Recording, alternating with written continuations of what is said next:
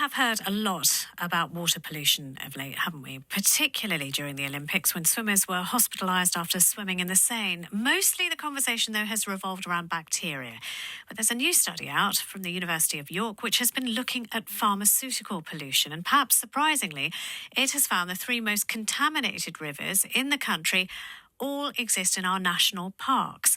In total, 45 rivers were tested, and pharmaceutical pollution was found to be widespread in all 10 of England's national parks, some at levels that could adversely affect ecological and human health. Liana Hosea has this report from the Peak District. Okay, I'm going in. Woo! Oh, it's cold! It's a crisp morning at the banks of the River Derwent in the Peak District National Park in the heart of England.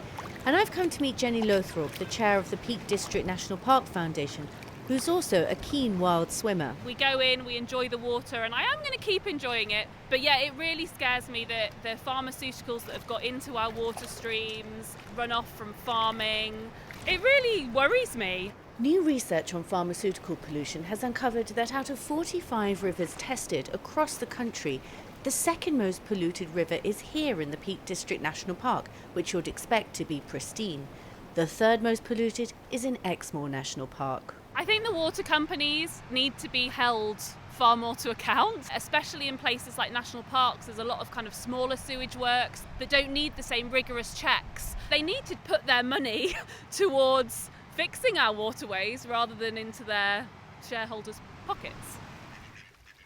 So this is the most polluted site we found in the national parks. So it's just downstream of the village of Tideswell, and just up from here there's a Severn Trent wastewater treatment works. Alistair Boxall is an environmental scientist at the University of York. He tested 37 rivers across England's national parks and found pharmaceuticals in 52 out of 54 sites. The highest readings were found here in the Peak District.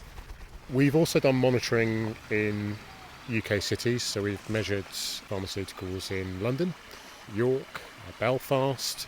And when we take all of the sites we've monitored in the cities and compare it with the sites we monitored in the national parks, this site would rank as the second most polluted. So the only location that was more polluted than this site was in Glasgow, beside a very large wastewater treatment works servicing about 250,000 people.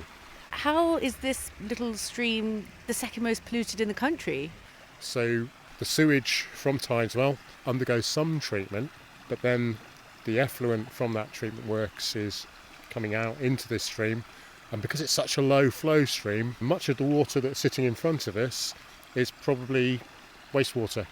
What were some of the most concerning substances that you found? Some of the antibiotics were at levels that we think could be contributing to the antimicrobial resistance problem, where antibiotics are becoming less effective. We found levels of antidepressants where in the lab effects on fish have been seen. So your study sort of focused on human drugs, but you also found drugs used in animals, is that right? Yeah, we found an antibiotic coming from a veterinary source rather than a human source. The livestock emissions would be probably the main explanation for that.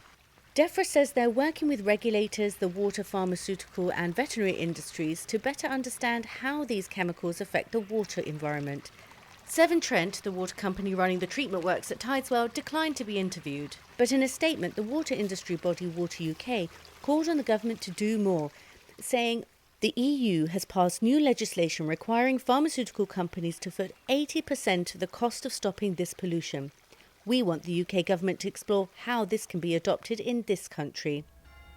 None of this satisfies Andrew McCloy, the chair of the Campaign for National Parks, who met me in the village of Tideswell. We think there should be tighter safeguards across the board, and that includes farm runoff. It also requires maybe tighter control of septic tanks in private properties in rural locations.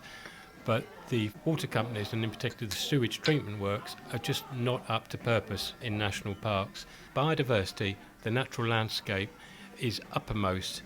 If that's being undermined by these toxic chemicals that are released as a matter of course into our streams and rivers, something is going wrong somewhere, and the status of national parks is simply being brushed aside. Until better treatment and regulation is put in place, pharmaceuticals will continue to contaminate rivers in national parks and beyond, harming the ecology and possibly human health too. Liana Hosea reporting from the Peak District there. It is now 5:48, and for the last time today, John has some of today's other headlines.